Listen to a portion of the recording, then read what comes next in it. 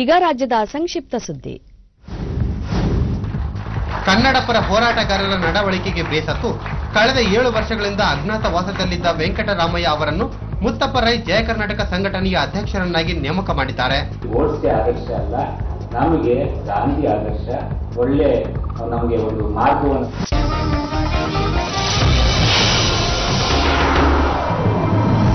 ಹಾಗೂ ಹಸಿವು ಮುಕ್ತ ಕರ್ನಾಟಕ ನಿರ್ಮಾಣ ನಮ್ಮ ಗುರಿ ಎಂದು ಮುತ್ತಪ್ಪ ರೈ ಹೇಳಿದರು.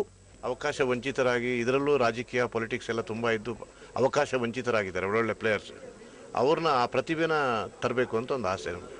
ಜಯ ಕರ್ನಾಟಕ ಸಂಘಟನೆಯ ನೂತನ ಅಧ್ಯಕ್ಷ ಜಾಣಗೆರೆ ವೆಂಕಟರಾಮಯ್ಯ ಮಾತನಾಡಿ, ಸದ್ಯದಲ್ಲೇ ಅಧ್ಯಕ್ಷರಾಗಿ ಅಧಿಕಾರ ಸ್ವೀಕರಿಸುವುದಾಗಿ ತಿಳಿಸಿದರು.